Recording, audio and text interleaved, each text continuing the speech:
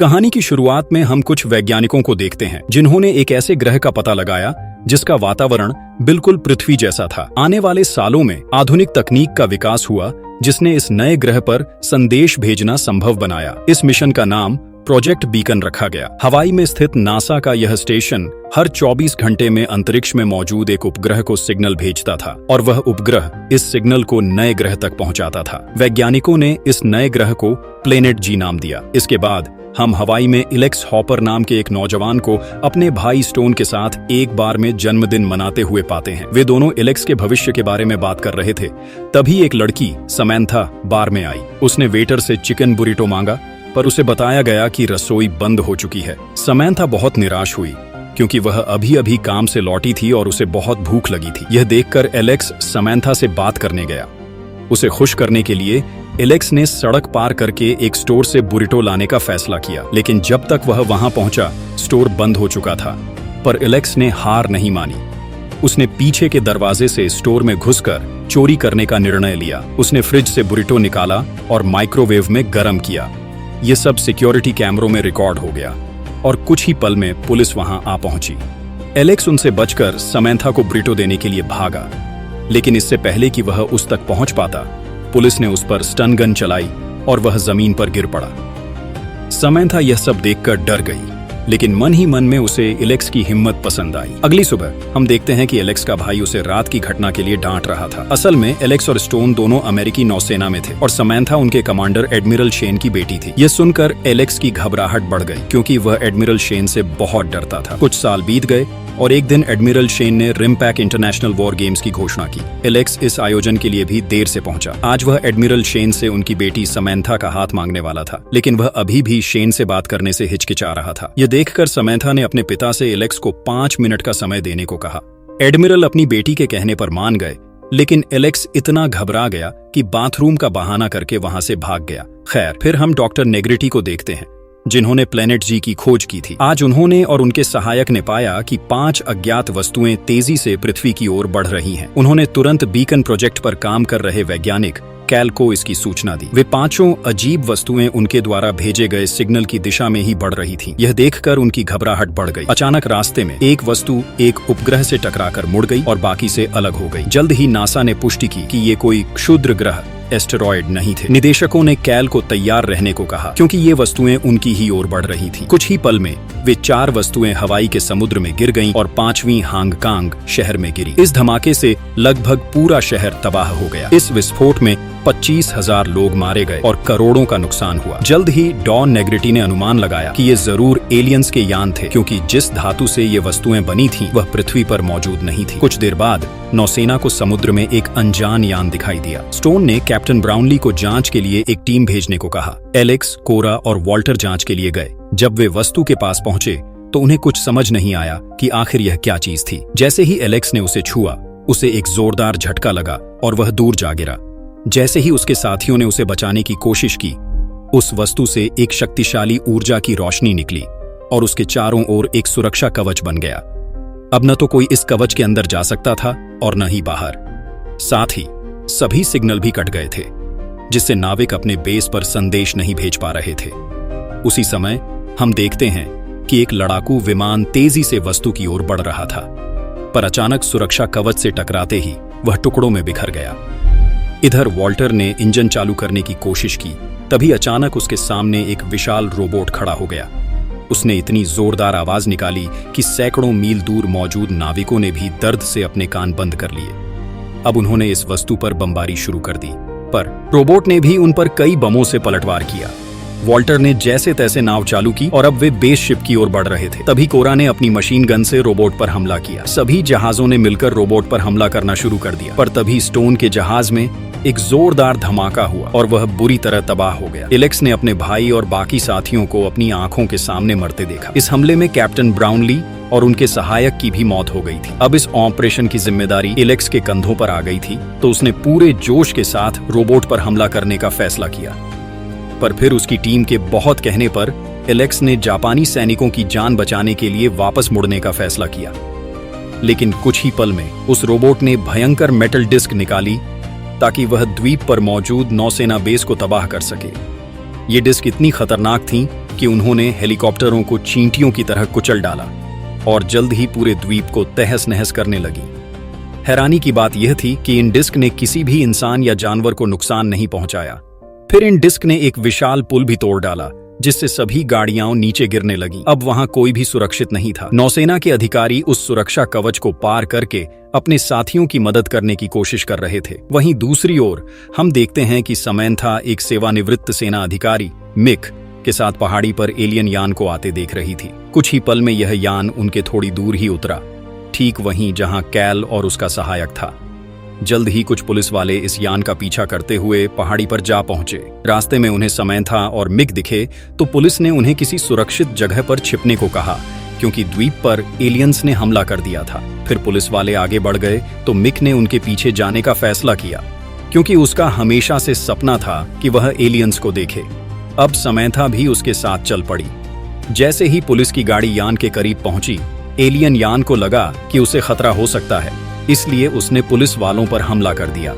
वहीं दूसरी ओर इलेक्स उस रोबोट को रोकने की तरकीब खोज रहा था, क्योंकि अब वह अपनी शिप का कमांडर था। लेकिन सच्चाई यह थी कि उसे युद्ध का बिल्कुल भी अनुभव नहीं था। उसी समय वॉल्टर वहां आया और इलेक्स को अपने साथ चलने को कहा। जब वे दोनों कंट्रोल रूम में पहुंचे तो उसने एक एलियन देखा, जिसे उसके आदमियों ने समुद्र से निकाला था। जैसे ही उनकी टीम ने एलियन का हेलमेट उतारा तो पता चला कि वह भी इंसानों जैसा ही दिखता था। पर जैसे ही इलेक्स ने फ्लैश उसकी आंखों में मारी, अचानक उस एलियन ने मुड़कर इलेक्स की गर्दन पकड़ ली। उसके साथियों ने उसकी मदद करने की कोशिश की, पर तभी बाकी एलियंस ने शिप पर हमला बोल दिया। उन एलियंस ने सबसे पहले अपने साथी को छुड़ाया और अपने यान में बैठकर निकल गए। मगर इलेक्स को एहसास हुआ कि उनकी शिप पर अब भी कुछ एलियंस मौजूद हैं। अब वे सभी उनकी तलाश में जुट गए। तभी अचानक वॉल्टर के सामने एक एलियन आ गया। उसने अपने साथियों को तुरंत वहां से भागने को कहा। वॉल्टर ने देखा कि यह एलियन उसे नुकसान पहुंचाने नहीं आया था, बल्कि उसका मकसद सिर्फ पावर जनरेटर को तोड़ना था। अगर ऐसा हुआ तो यह शिप यहां से वापस नहीं जा पाएगी। इसे रोकने के लिए वॉल्टर ने लोहे के सरिये से उस एलियन पर हमला कर दिया, जिसके बाद एलियन ने भी उस पर एक के बाद एक वार शुरू कर दिए। उसी समय इलेक्स उसकी मदद के लिए आया, लेकिन एलियन ने उसका हथियार छीन लिया और उसका काम तमाम करने को तैयार हो गया। पर तभी ऐन मौके पर कोरा ने आकर एलियन का ध्यान भटकाया। फिर इलेक्स ने कोरा को कंट्रोल रूम की ओर भागने को कहा, ताकि एलियन भी उसके पीछे बाहर निकल जाए। जैसे ही वह कंट्रोल रूम में पहुंची, वह समझ गई कि इलेक्स का असली प्लान क्या था। इलेक्स उस एलियन को बाहर तोप के सामने ले आया था और कोरा ने मौका मिलते ही एक पल में उसके टुकड़े टुकड़े कर दिए। उधर समैंथा और मिक आगे पहुंचे तो उन्होंने देखा कि पुलिस की गाड़ियां बुरी तरह टूट फूट चुकी थीं। वे समझ गए कि यह जगह बिल्कुल भी सुरक्षित नहीं है, तो उन्होंने यहां से निकलने का फैसला किया। पर इसके लिए समैंथा को एक गाड़ी की चाबी निकालनी थी। वह हिम्मत जुटाकर एक गाड़ी की ओर बढ़ी और एक पुलिस वाले की बेल्ट से चाबी निकाली। लेकिन इससे पहले कि वे बाहर निकल पाते, अचानक कुछ एलियंस वहां आ पहुंचे। समैंथा और मिक डर के मारे छिप गए, पर एलियंस को वहां कुछ खास नहीं मिला, इसलिए वे वहां से चले गए। अब समैंथा और मिक दोनों पुलिस की गाड़ी की ओर दौड़े। मिक ने हथियार इकट्ठा करने शुरू कर दिए और समैंथा रेडियो के जरिए मदद मांगने लगी, पर वहां तो सिग्नल ही नहीं था। तभी अचानक कैल वहां आया और उसने बताया कि उसके द्वारा अंतरिक्ष में भेजे गए सिग्नल की वजह से ही एलियंस यहां आए हैं और उन्होंने यहां आकर उसकी लैब को तबाह कर दिया, जिसमें उसका सहायक भी मारा गया। वहीं दूसरी ओर डॉ नेग्रिटी ने दुनिया भर के नेताओं से मीटिंग में कहा कि एलियंस अपने ग्रह पर सिग्नल भेजने की कोशिश कर रहे हैं। इसके लिए वे इंसानों द्वारा बनाए गए उपग्रहों को हैक करने की फिराक में हैं। अगर उनका प्लान कामयाब हो गया तो पृथ्वी पर इंसानों का नामो निशान भी मिट सकता है। उधर जिमी ने एलियंस का मिला हुआ हेलमेट पहनकर देखा तो उसे एहसास हुआ कि यह धूप को पूरी तरह से रोक देता है। उसने तुरंत एलेक्स को इसके बारे में बताया। जिमी के पास एक छिपकली थी और उसने देखा कि एलियंस की आंखें इनसे मिलती जुलती हैं। तब उसने अनुमान लगाया कि छिपकली की तरह एलियंस भी धूप में नहीं रह पाते। उधर दुनिया भर में एलियंस के हमले की खबर आग की तरह फैल गई थी और सभी सरकारों ने मार्शल लॉ लागू कर दिया था। इसके बाद हम देखते हैं कि नगाड़ा और उसके साथी एलियंस के यान का पता लगाने की कोशिश कर रहे थे। जल्द ही उन्होंने एलियन यानों को ट्रैक करने का तरीका ढूंढ लिया और अब उन्हें पता चल पा रहा था कि कौन सा यान आगे बढ़ रहा है और अब वे इसके मुताबिक हमले की तैयारी कर सकते थे। मगर वे एलियंस भी कम चालाक नहीं थे। जैसे ही उन्हें भनक लगी कि उन पर नजर रखी जा रही है, तो उन्होंने ऐन मौके पर अपना रास्ता बदल दिया। उधर पहाड़ी पर समैंथा ने कहा कि ट्रांसमीटरों को नष्ट करना होगा ताकि एलियंस अपने ग्रह पर सिग्नल न भेज सकें। उसने कहा कि उसका बॉयफ्रेंड एलेक्स पूरी पहाड़ी को उड़ा सकता है, लेकिन एलियंस के बनाए उस कवच को पार करके सिग्नल भेजना नामुमकिन था। तभी कैल ने कहा कि उसके पास एक खास मशीन है जिसके जरिए शायद सिग्नल भेजा जा सकता है, पर यह मशीन उसके पुराने कैंप में थी जहां एलियंस मौजूद हैं। लेकिन इस पृथ्वी की सुरक्षा के लिए कैल ने अपनी जान जोखिम में डालने का फैसला कर लिया था। वह धीरे धीरे एलियंस से छिपता हुआ वहां तक जा पहुंचा, पर जैसे ही वह मशीन उठाकर जाने लगा, अचानक एक एलियन ने उसे देख लिया। खैर, कैल ने उस पर कोई हमला नहीं किया, इसीलिए एलियन ने भी उसे नुकसान नहीं पहुंचाया और वह सही सलामत बाहर आ गया। वहीं दूसरी ओर समुद्र में नाविकों ने देखा कि 2 एलियन रोबोट उन पर हमला करने के लिए तेजी से आ रहे थे। अचानक दोनों दिशाओं से हमला हुआ, पर एलेक्स ने ऐन मौके पर शिप को आगे बढ़ाकर सबको बचा लिया। इसके बाद उन्होंने रोबोट्स पर लगातार हमले करके उन्हें मार गिराया, मगर युद्ध अभी भी खत्म नहीं हुआ था। जल्द ही समैंथा ने उसे सिग्नल भेजकर बताया कि एलियंस अपने ग्रह पर सिग्नल भेजने की फिराक में हैं। अगले 4 घंटों में उपग्रह सक्रिय होने वाला था और अब नौसेना को इससे पहले ही इन एलियंस को रोकना होगा। अब मिक ने समैंथा से कहा कि इससे पहले कि नौसेना इस पहाड़ी को तबाह करे, उन्हें यहां से जल्द निकलना होगा। वहीं दूसरी ओर एलेक्स को खबर मिली कि एक नई एलियन शिप उनकी ओर बढ़ रही है, तो एलेक्स ने उन्हें सूरज निकलने के सबसे करीबी इलाके में जाने को कहा। जल्द ही वे ऐसा करने में कामयाब रहे और फिर एलेक्स और नगाड़ा ने लगातार हमले करके एलियंस की शिप के शीशे तोड़ डाले, जिससे सूरज की किरणें अंदर जाने लगीं। अब एलियंस दर्द से कराह रहे थे कि तभी एलेक्स और उसके साथियों ने उन पर ताबड़तोड़ फायरिंग शुरू कर दी। जल्द ही वे शिप को तबाह करने में कामयाब रहे, लेकिन तब तक 2 मेटल डिस्क उनकी शिप पर हमला करने आ रही थी। कुछ ही पल में सभी नाविक जान बचाकर समुद्र में कूद गए। अब सिर्फ एलेक्स और नगाड़ा पीछे रह गए थे। आखिर में शिप डूबने ही वाली थी कि वे पानी में कूद गए। इधर जब मिक और समैंथा ने देखा कि शिप पूरी तरह तबाह हो चुकी है, तो उन्होंने खुद एलियंस को रोकने का फैसला किया, पर कैल वहीं रुक गया, क्योंकि अब उसे अपनी जान जोखिम में डालने का कोई शौक नहीं था।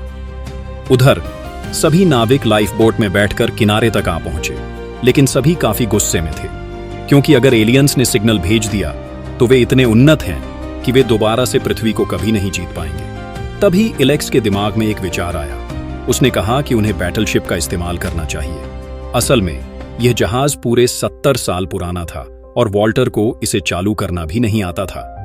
तब एलेक्स ने पुराने नाविकों की मदद लेने का फैसला किया। आखिरकार उसके कहने पर सभी पुराने नाविक इतने साल बाद जहाज में उतरे थे। फिर उन सब ने मिलकर एक मिसाइल तैयार की ताकि वे पहाड़ी पर मौजूद ट्रांसमीटरों को तबाह कर सकें। उसी समय हम देखते हैं कि एलियंस की मदरशिप अचानक चलने लगी। इससे पहले कि एलियंस हमला करते, एलेक्स ने एक नया प्लान बनाना शुरू किया। अब एलेक्स ने अपनी टीम को जहाज का रुख बदलकर तोपें तैयार करने को कहा। जैसे ही रोबोट्स हमला करने वाले थे, तो एलेक्स ने अपने नाविकों को शिप का लंगर एंकर पानी में फेंकने को कहा। ऐसा करते ही अचानक शिप की दिशा बदल गई और वे रोबोट्स के बम से बच गए। फिर उन्होंने एलियंस पर जोरदार हमला कर दिया।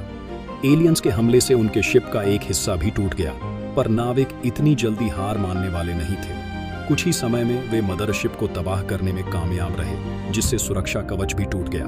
मगर दूसरी ओर पहाड़ी पर मौजूद एलियंस अब भी अपने ग्रह पर सिग्नल भेजने को तैयार थे, लेकिन ऐन मौके पर समैंथा और मिक ने वहां जाकर उनकी तारें काट दी। आखिरकार उनका प्लान कामयाब रहा, क्योंकि सिग्नल ग्रह तक पहुंचा ही नहीं। लेकिन इस दौरान समैंथा का पैर गाड़ी में ही फंस गया। तब मिक ने बहादुरी दिखाते हुए अपनी बैसाखियों से दानवों का सामना किया। जब उनके बीच हाथापाई शुरू हो गई, तो लड़ाई में मिक ने उसका हेलमेट उतार दिया। जैसे ही एलियन पर धूप पड़ी, तो मिक उस पर हावी होने लगा। मगर कुछ ही पलों में एलियन ने मिक को उठाकर जमीन पर पटक दिया। अब वह मिक को मारने ही वाला था कि तभी ऐन मौके पर कैल ने वहां आकर अपने ब्रीफकेस से एलियन का काम तमाम कर दिया। लेकिन इसी दौरान बाकी एलियंस ने ट्रांसमीटर की तारें जोड़ दी थी और अब वे फिर से सिग्नल भेजने लगे थे। उधर नाविकों ने मिलकर मिसाइल दागने का काम शुरू किया। वहीं कैल ने समैंथा को छुड़ाया और वे तीनों एक सुरक्षित जगह ढूंढने लगे। जैसे ही एलेक्स और नगाड़ा मिसाइल दागने वाले थे तो उन्हें एहसास हुआ कि मदरशिप ने उनकी शिप को तबाह करने के लिए डिस्क भेज दी थी। अब उनके पास बचने का कोई रास्ता नहीं था। तो एलेक्स ने अपने सैनिकों को मिसाइल दाग कर पहाड़ी को तबाह करने का हुक्म दिया और फिर वे सब अपनी मौत का इंतजार करने लगे। लेकिन ऐन मौके पर एडमिरल शेन ने लड़ाकू विमान भेज दिए, जिन्होंने शानदार सटीकता के साथ मिसाइल दाग कर मेटल डिस्क को तबाह कर दिया। इस तरह एलियंस के पास अपने गृह पर सिग्नल भेजने का कोई तरीका नहीं बचा था। इस घटना के कई हफ्तों बाद युद्ध में हिस्सा लेने वाले बहादुरों को सम्मानित किया गया। इसमें मिक भी शामिल था, जिसने अपनी टांगें न होने के बावजूद भी एक सैनिक होने का फर्ज निभाया। फिर अमेरिकी राष्ट्रपति ने स्टोन हॉपर को अपनी जान की बाजी लगाने के लिए नेवी क्रॉस से सम्मानित किया और एलेक्स अपने भाई के लिए यह सम्मान लेने पहुंचा। अब एलेक्स खुद एक कमांडर बन चुका था और उसकी बहादुरी के लिए उसे सिल्वर स्टार दिया गया। अंत में एडमिरल ने उससे कहा कि वह जल्द ही अपनी एक शिप का कमांडर होगा। तब समैंथा ने एलेक्स को अपने पिता से शादी की बात करने को कहा। मौका अच्छा है, जल्दी से बात कर लो, उसने कहा। एलेक्स अब भी थोड़ा घबराया हुआ था, पर एडमिरल शेन का सामना करना एलियंस के मुकाबले तो काफी आसान होना चाहिए था। एलेक्स ने उनसे कहा कि वह समैंथा से बहुत प्यार करता है और उससे शादी करना चाहता है। शेन ने एक बार के लिए तो उसे मना कर दिया, लेकिन फिर धीरे से मुस्कुराकर कहा कि शाम को ऑफिस आ जाना, शादी कहाँ कर